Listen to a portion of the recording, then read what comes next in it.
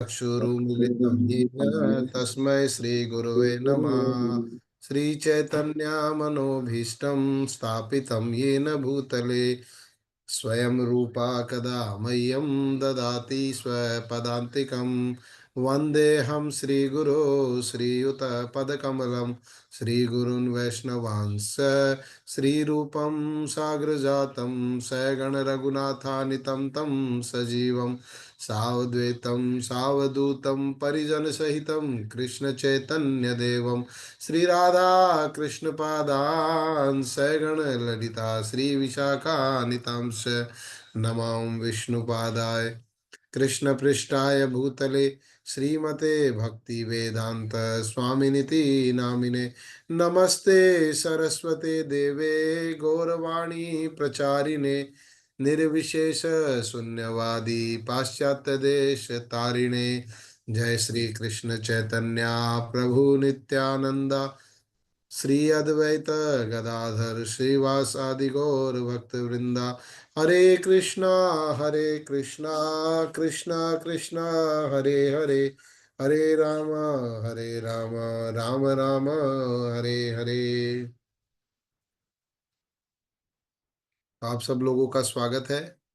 हम लोग भगवत गीता की भूमिका पढ़ रहे हैं और अब हम लास्ट स्टेज पर जा रहे हैं।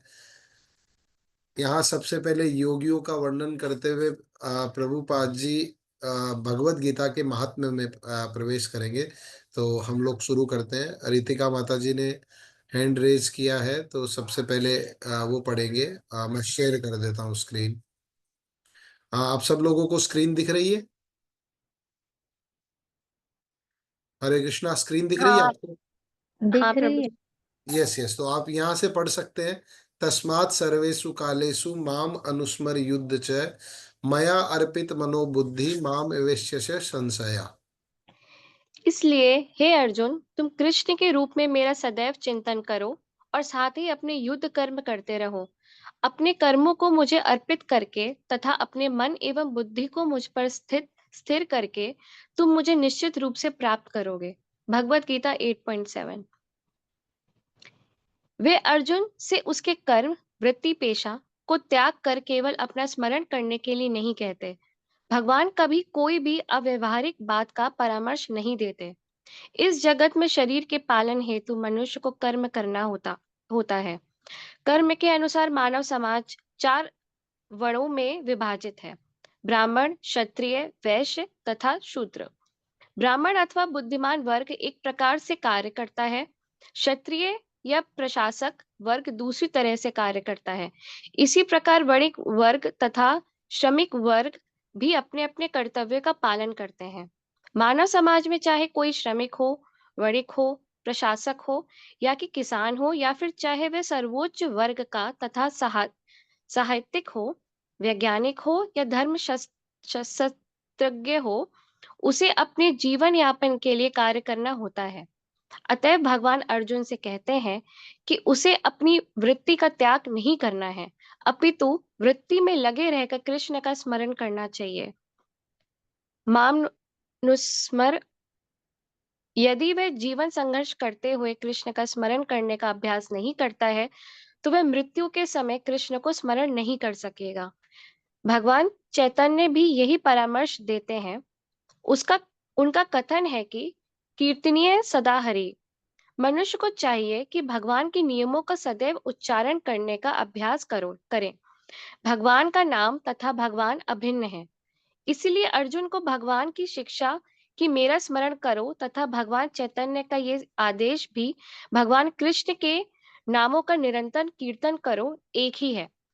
इनमें कोई अंतर नहीं है, क्योंकि कृष्ण तथा कृष्ण के नाम में कोई अंतर नहीं है। चरम दशा के नाम तथा नामी में कोई अंतर नहीं होता। अतएव हमें अपनी दिनचर्या को इस प्रकार ढालना होगा कि हम सदैव भगवान के नामों का जप करते हुए चौबीसों घंटे उनका स्मरण करते रहें। देखिए, यहाँ प्रभुपाद जी कितना सुंदर कह रहे हैं कि भगवान कभी भी हमसे अव्यवहारिक बात नहीं कहेंगे। क्यों? क्योंकि भगवान हमारे पिता है। पिता कभी भी अपने बच्चे की क्षमता से ज्यादा कार्य उसे नहीं कहते। हमें करना क्या है? माम अनुस्मर युद्ध च। हम जिस भी वर्ण में है, परम पूज्य भक्ति रसामृत स्वामी महाराज कहते हैं, हम जिस भी आश्रम में हैं, हमें उस आश्रम की शोभा बढ़ाते हुए भक्ति करनी है। मान लीजिए कोई ब्रह्मचारी है, तो उसे ब्रह्मचर्य का पालन करते हुए अपने आश्रम की शोभा बढ़ानी है। हम लोग आ, वैश्य हैं, कोई क्षत्रिय है, कोई शूद्र, जो भी जिस आश्रम में है, उसकी शोभा बढ़ानी चाहिए। और ये कोई टफ काम नहीं है। यहाँ जैसे आगे प्रभुपाद जी एक बड़ा सुंदर, प्रभुपाद जी का फेमस एग्जाम्पल, इससे हमारा कॉन्सेप्ट एकदम क्लियर हो जाएगा कि भगवान को याद करते हुए हम कार्य कैसे करें। तो हम आगे पढ़ते हैं। हाँ रेणु दीदी, आप पढ़ सकते हैं अभी, नेक्स्ट पेज। हरे कृष्णा। यह किस प्रकार संभव है? आचार्यों ने निम्नलिखित उदाहरण दिया है। यदि कोई विवाहिता स्त्री पर पुरुष में आसक्त होती है या कोई पुरुष अपनी स्त्री को छोड़कर किसी पराई स्त्री में लिप्त होता है, तो यह आसक्ति अत्यंत प्रबल होती है। ऐसी आसक्ति वाला अपने प्रेमी के विषय में निरंतर सोचता रहता है।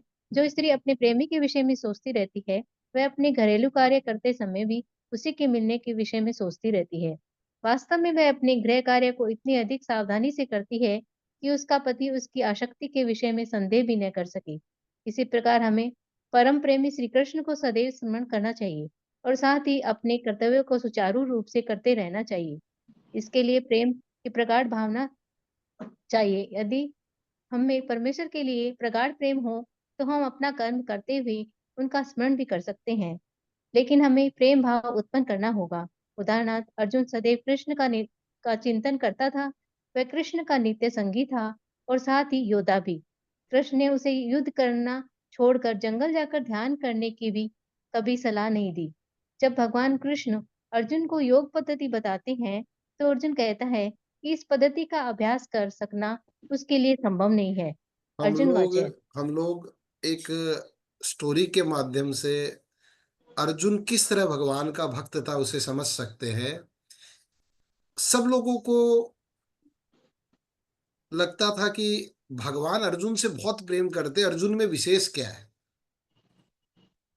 तो एक बार जब अर्जुन द्वारका गए हुए थे, तो सारी रानियों को लगता था भगवान कृष्ण हर समय अर्जुन अर्जुन करते रहते हैं, उसमें विशेष क्या है। तो भगवान चूंकि सबके हृदय की बात जानते हैं, तो एक दिन अर्जुन की ग्लोरी स्थापित करने के लिए उन्होंने एक लीला रची। अब वो खाने पे बैठे और रानियों को बोले कि अर्जुन को भी बुलाओ।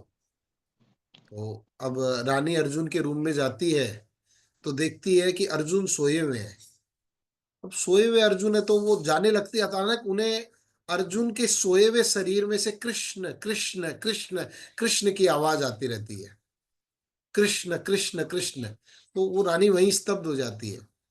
अब एक रानी नहीं आती, तो भगवान दूसरी रानी को भेजते हैं, तीसरी रानी को भेजते हैं, ऐसे कई रानियों को भेज देते हैं।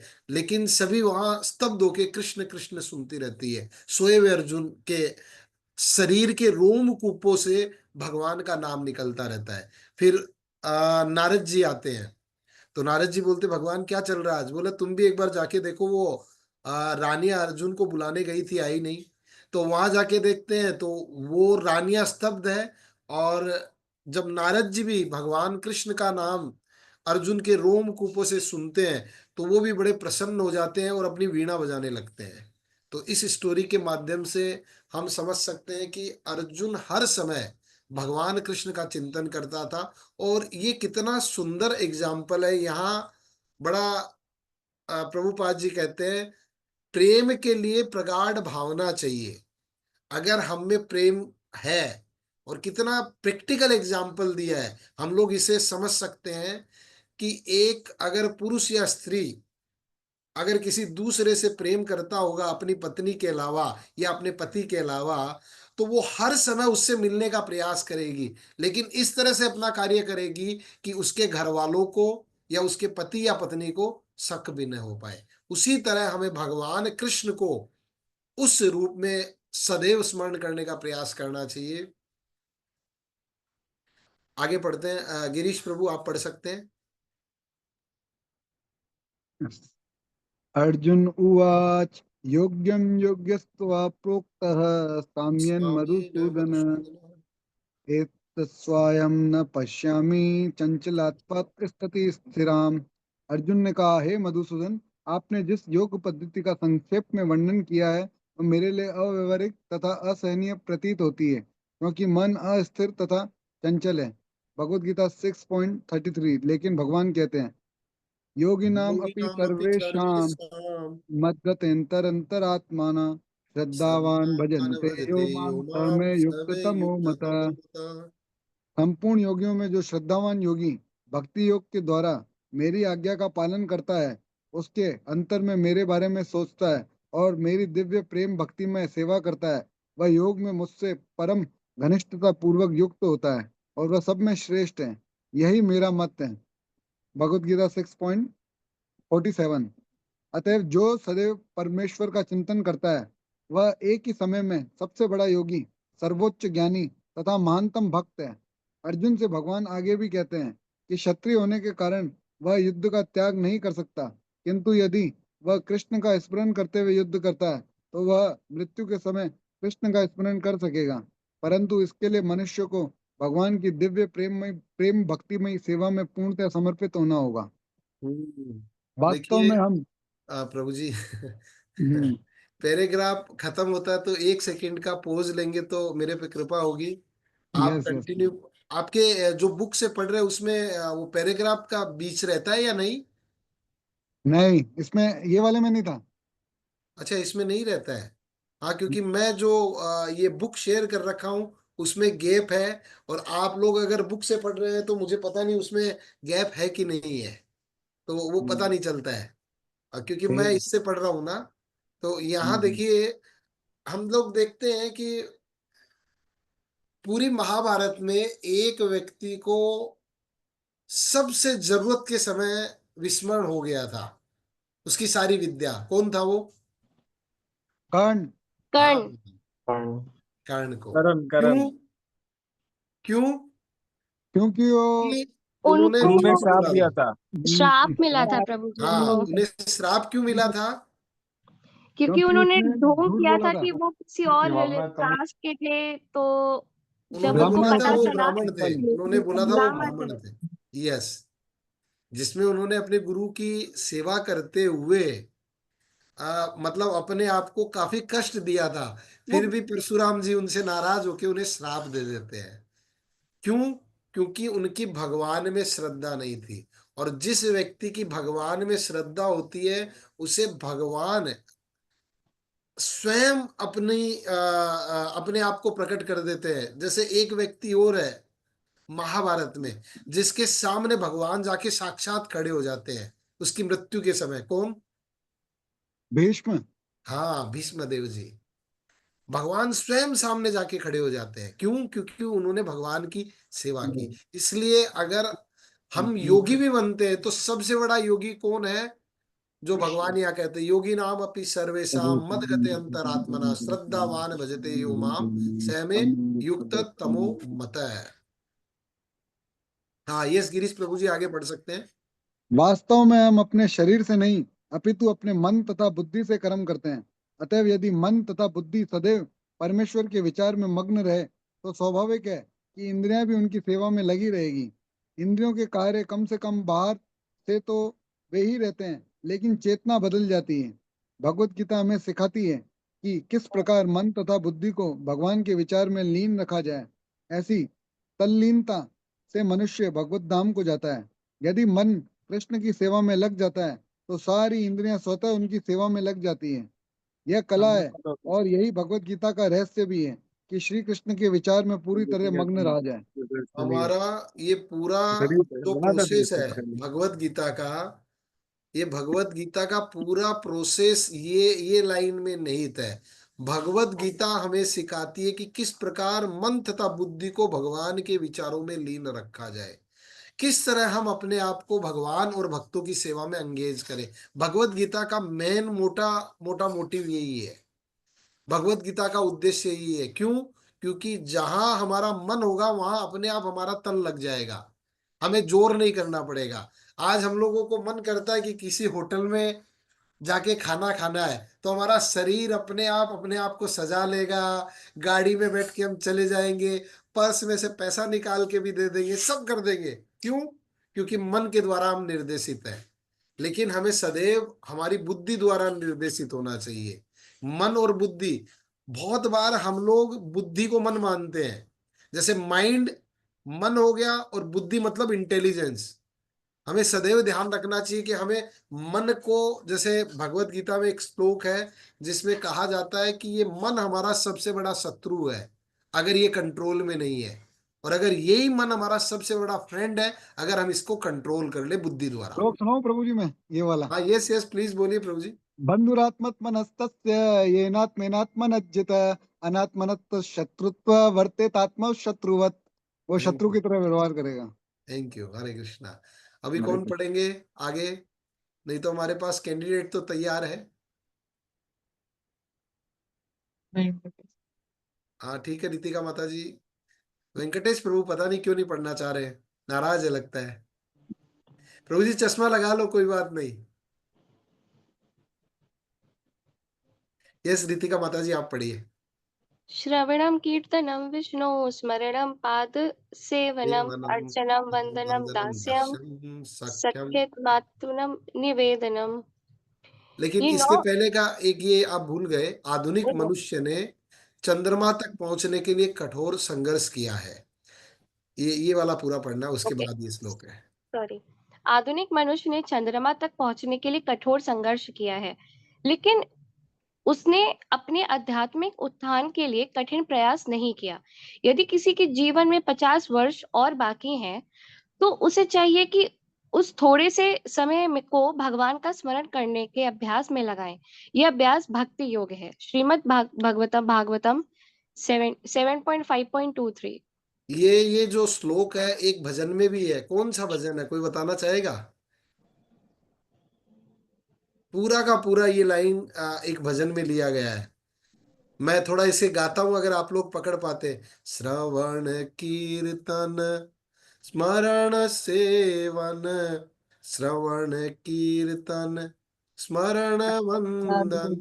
भजो कौन रे सा? मन, भजऊ रे मन। भजो रे मन, श्री नंदन वंदन अभय अभय चरणार चरण विंद रे। बहुत सुंदर भजन है, गोविंदास जी ने लिखा है। हाँ यस प्रभु जी। हाँ सॉरी, अरितिका माता जी आप पढ़िए आगे। ये 9 विधियां हैं जिनमें से श्रवण सबसे सुगम है। भगवत गीता का किसी स्वरूप सिद्ध व्यक्ति से श्रवण उस व्यक्ति को भगवान के चिंतन की ओर मोड़ देगा।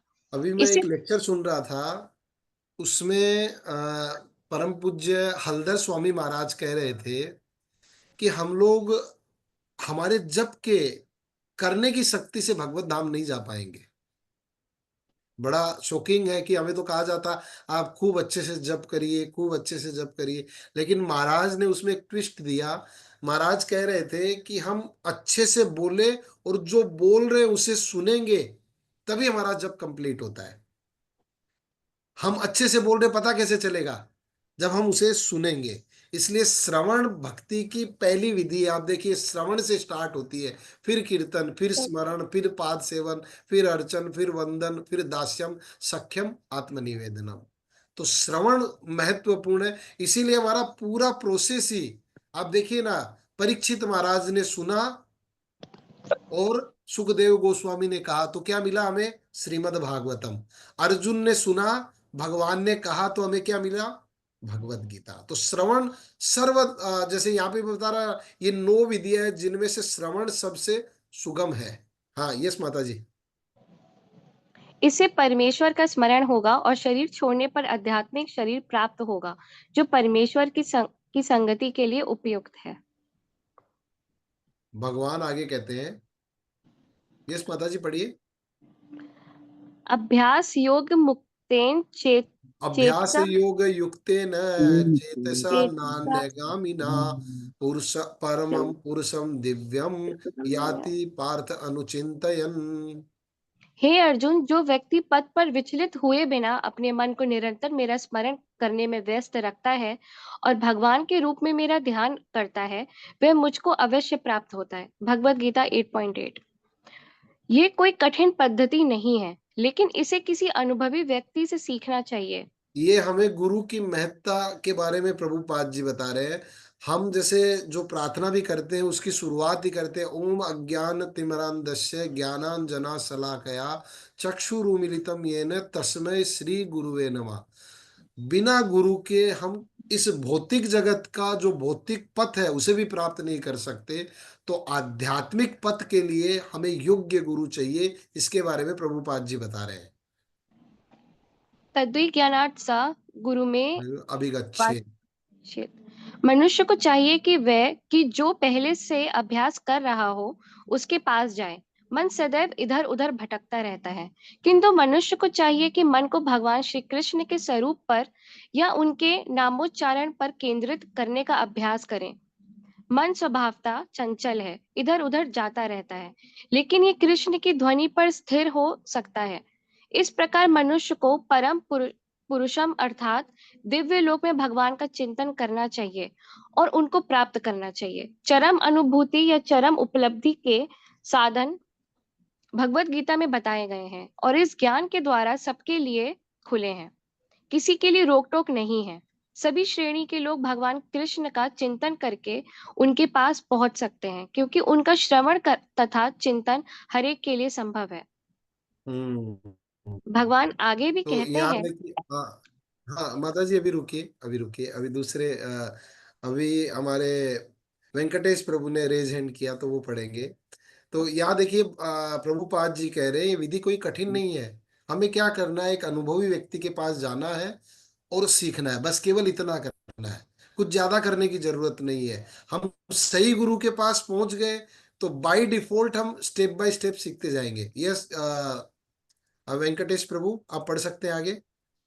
माहि पार्थ व्यपाश्रित्य येऽपि स्युः ये पापयोनयः सयु पाप यो स्त्रियो स्त्रियो वैश्यस्तथा वैश्यस्तथा शूद्रे अस्ते अपि शूद्रास्ते यान्ति यान्ति परां परां गतिम्। गतिम् किं पुनः ब्राह्मणः किं पुनः पुण्या भक्त्या ब्रह्मणा पुण्य पुण्या भक्त्या ऋषयस्तथा राजस्यस्तथा अनित्यं सुखं अनित्यं सुखं लोकं लोकमिमं प्राप्य भजस्व प्राप्तं माम। भजस्व माम्।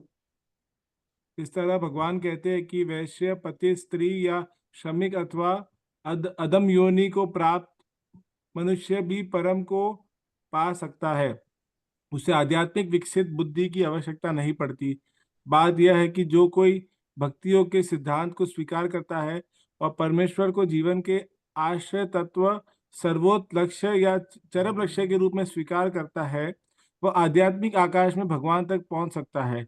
यदि कोई भगवद गीता में बताए गए सिद्धांतों को ग्रहण करता है तो वह अपना जीवन पूर्ण बना सकता है और जीवन की सारी समस्याओं का स्थायी हल पाता है। यही पूरी भगवद गीता का सार है। अब देखिए, इसमें हमें कुछ विशेष नहीं करना है, केवल एक है कि हम परम आश्रय तक पहुंचना है। जैसे आप लोगों ने एक स्टोरी सुनी होगी, एक व्यक्ति था, वो गांव के सेठ के पास जाता है और बोलता है कि मुझे आप अपने पास जॉब पे रख लीजिए। तो वो व्यक्ति बोलता है जॉब पे रख लूंगा, लेकिन तुम्हें पगार क्या चाहिए? बोले नहीं, मुझे कुछ नहीं चाहिए, केवल आप मुझे अपने पास रख लीजिए। तो व्यक्ति प्रसन्नता से जो जमींदार आता है तो वो देखता है सेठ उस जमींदार को परम कर रहा है। तो वो व्यक्ति सोचता है ये परम नहीं है। तो वो क्या करता है, वो जमींदार को बोलता है कि आप मुझे अपने पास नौकरी रखेंगे? तो वो जमींदार बोलता है हाँ। तुम पैसा कितना लोगे? बोले नहीं, मुझे कुछ नहीं चाहिए, केवल आप अपने पास रख लीजिए। तो वो वहां रहने लग जाता है। लेकिन जमींदार एक दिन देखता है, जमींदार के पास राजा आता है, तो राजा को वो प्रणाम करता है। तो वो व्यक्ति सोचता है अरे, इससे तो बड़ा राजा है। तो वो राजा के पास चला जाता है, राजा को कहता मुझे आप नौकरी पे रख लेंगे? तो राजा बोलता है हाँ, मैं रख लूंगा। तो वो राजा को एक दिन देखता मंदिर में जाता है, तो मंदिर में वो देखता है कि वो भगवान को प्रणाम कर रहा है। तो वो व्यक्ति सोचता है सर्वोच्च तो भगवान है। तो जैसे यहाँ कह रहे हैं कि केवल परम, अगर हम ये सोच ले कि मुझे सर्वश्रेष्ठ व्यक्ति को सर्व करना है, तो हम बाई डिफॉल्ट भगवान के पास पहुंच जाएंगे। उसके लिए हमें विशेष जोर नहीं लगाना पड़ेगा। हाँ प्लीज प्रभु जी आगे पढ़िए। अभी यहाँ से गीता महात्म्य स्टार्ट हो रहा है। ये 7 श्लोकों में गीता जी का महात्म्य बताया गया है। यस प्रभु जी, स्टार्ट करिए। भगवत गीता यथारूप वेंकटेश प्रभु। सारांश यह है कि भगवत गीता दिव्य साहित्य है जिसको ध्यानपूर्वक पढ़ना चाहिए।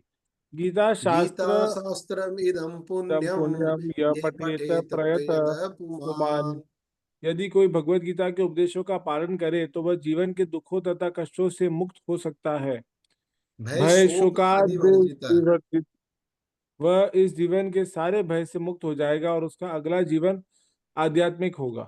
मतलब हम लोग इतने परेशान है हमारे जीवन में, लेकिन कोई व्यक्ति अगर भगवत गीता को पढ़ता है और उसके उपदेशों का पालन करेगा तो वह जीवन के दुख और कष्टों से मुक्त हो जाएगा, और उसे फिर क्या होगा, अगला जीवन आध्यात्मिक मिलेगा। एक अन्य लाभ भी होता है। यस प्रभु जी।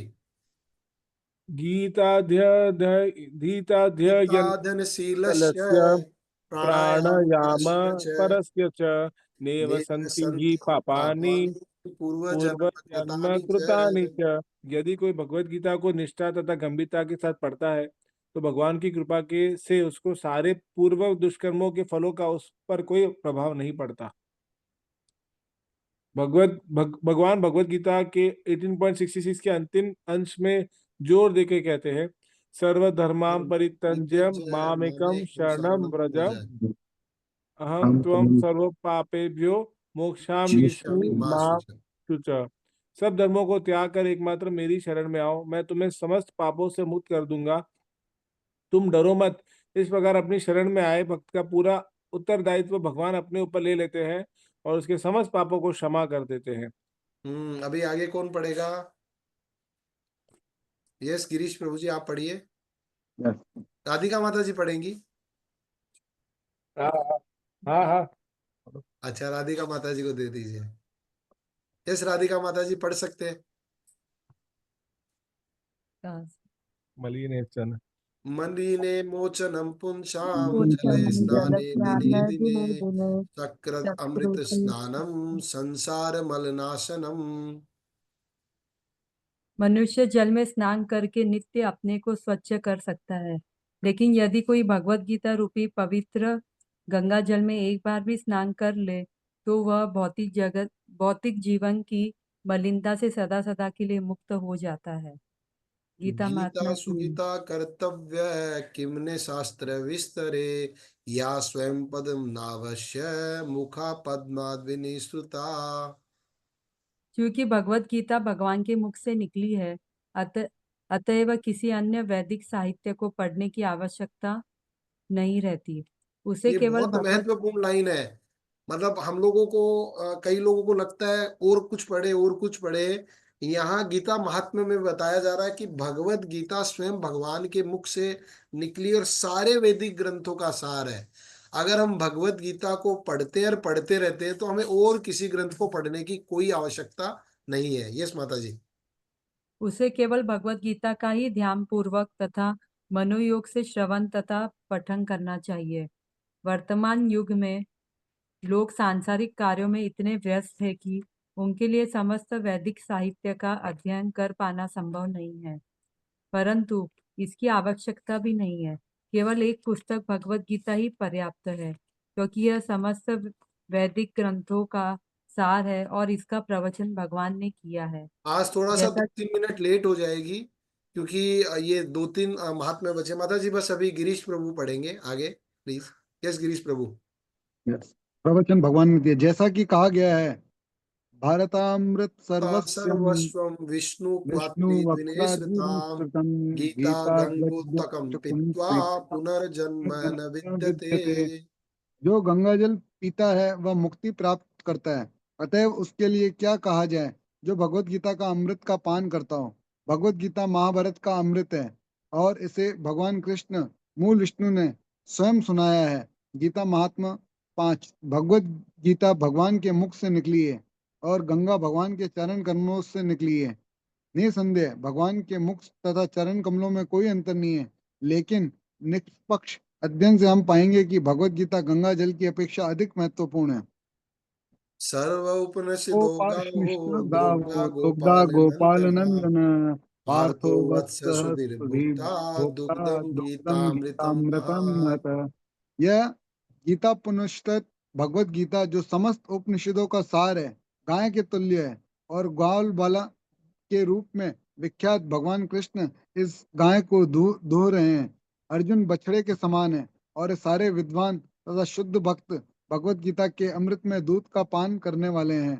गीता महात्म्य एक से एकम शास्त्रम शास्त्रम देवकी देवकी पुत्र पुत्र गीतम गीतम, एको एको देवो देव देवकी देवकी पुत्र पुत्र एव, एव एको एको मंत्र मंत्र तस्य नमानि नाम्नि यानि यानि, कर्मपेक तस्य कर्मापेकन तस्य देवस्य देवस्य सेवा। सेवा। आज के युग में लोग एक शास्त्र, एक ईश्वर, एक धर्म तथा एक वृत्ति के लिए अत्यंत उत्सुक हैं। अतएव एवं शास्त्र देव की पुत्र गीतम, केवल एक शास्त्र भगवत गीता हो जो सारे विश्व के लिए हो। एको देवो देव की पुत्र एव, सारे विश्व के लिए एक ईश्वर हो श्री कृष्ण। एको मंत्र मंत्रस्य तस्य नमामि नाम्नि यानि, यानि। और एक मंत्र एक प्रार्थना हो उसका नाम का कीर्तन। हरे हरे कृष्ण कृष्ण कृष्ण कृष्ण कृष्ण कृष्ण कृष्ण हरे हरे हरे, हरे, हरे राम हरे राम, राम राम राम हरे राम, हरे। हरे हरे। कर्मापेकम तस्य देवस्य सेवा, केवल एक ही कार्य हो भगवान की सेवा। गीता महात्म्य सेवा 7। तो आज हम लोगों ने हमारी जो ये भूमिका है इसे समाप्त कर लिया। अभी हम लोग कल से पहले तो जैसे मैंने सोचा था, आप लोगों को अगर ठीक लगे तो आप लोग बताइएगा। जैसे हम लोग कल भगवत गीता के पहले अध्याय के केवल श्लोक और अनुवाद पढ़ेंगे। फिर पहले अध्याय का महात्म्य जो पद्म पुराण में दिया गया है कि पहले अध्याय का श्लोक का एक वर्ड भी अगर हम पढ़ लेते हैं तो उसका कितना महत्व है, फिर हम एक एक श्लोक की चर्चा करेंगे। तो कल हम लोग भगवत गीता का जो पहला अध्याय है उसके सारे श्लोक संस्कृत में और उसका हिंदी अर्थ पढ़ेंगे। तो जो लोग भी पढ़ना चाहें तो उसकी तैयारी करके आ सकते हैं। पहले अध्याय में 46 श्लोक है। तो हम लोग, मैं चाहता हूं कि कम से कम 4 लोग पढ़े, 10-10 श्लोक करके। जैसे पहला श्लोक हम सब लोगों को याद है, धर्म क्षेत्रे क्षेत्रे कुरुक्षेत्रे कुरुक्षेत्रे समवेतायुयुत्सवा समवेतायुयुत्सव मामका मामका पांडवाश्चैव पांडवश्च किम अकुर्वत संजय। संजय। वो पढ़ना, फिर उसका अर्थ पढ़ना। ऐसे हम पूरे अध्याय का कल वो कंप्लीट करेंगे, फिर आगे के सेशन में इस तरह से करेंगे। तो आज मैं देख रहा हूँ कि रितिका माता जी की मम्मी भी आए हुए लगता है। हरे कृष्णा आंटी जी, प्रणाम। हाँ पे ये वो शादी करने अनम्यूट, का। माता जी, हाँ यस, हरे कृष्णा प्रणाम।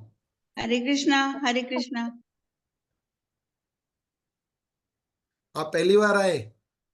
हाँ जी, पहली बार आए हम। बहुत बढ़िया, थैंक पहली यू। बार रीतिका भी पहली बार रीतिका भी आई है। अच्छा, वो हाँ, मैं देखा था रितिका माता जी जैसे कोई बैठे थे कैप लगा के। हाँ, वो उसकी बड़ी सिस्टर है। अच्छा अच्छा अच्छा अच्छा। आओ। हरे कृष्णा। हरे कृष्णा, हरे कृष्णा, हरे कृष्णा। हरे कृष्णा। थैंक यू, सब अरे लोग रुक आए जाओ यार, मेरी। रुक जाओ 1 मिनट के लिए, चल नहीं रहा है वो। चल